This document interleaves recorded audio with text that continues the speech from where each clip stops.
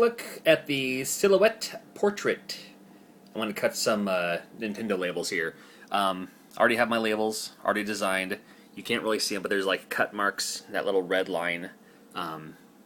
It's already preset, so I have all the cut marks sized properly, ready to go. It's a thing. I printed that off.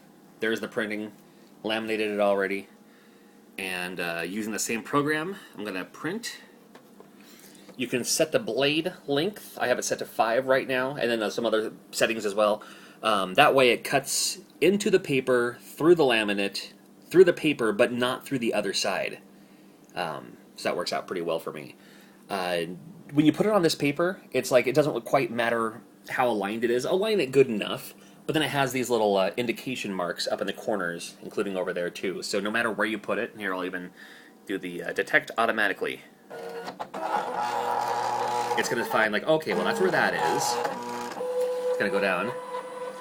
It'll find where that is. Good to go. Yeah. That's where that corner is, and here's where this corner is. Pretty sweet how it does that. Alright, looks good. Hurry up and cut. Alright, I'm going to cut it right now. Cut that bitch. Cut. Here it goes.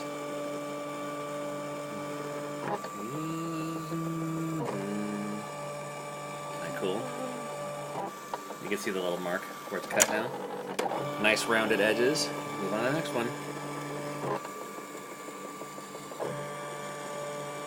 Aren't you ever worried that it's going to cut through the face?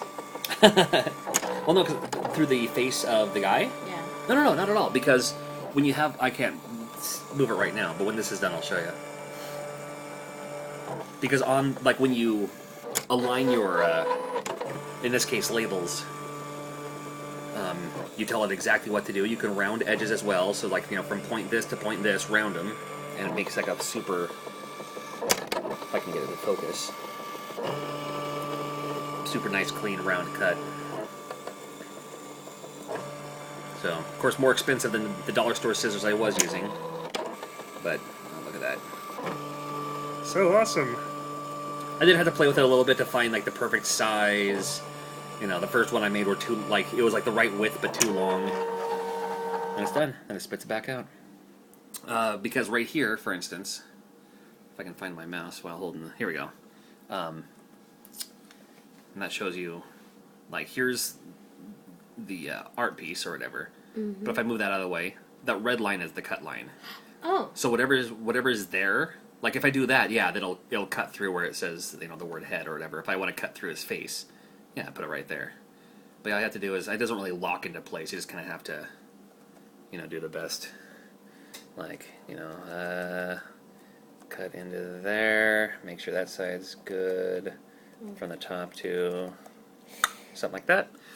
Then you save it, you print from here, and then you use the same thing to cut from here, and you can cut some very nice clean labels.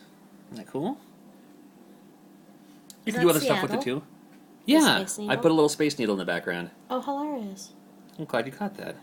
Well, yeah. The original art piece for this did not have that, but I was like, well, I gotta put the Space Needle in there, not just for the that logo I made too. You should put Ujimaya in there too. Oh, I should have put Ujimaya in there. Next time for sure. This game, by the way, is Reggie approved, in case you didn't know. So, very cool.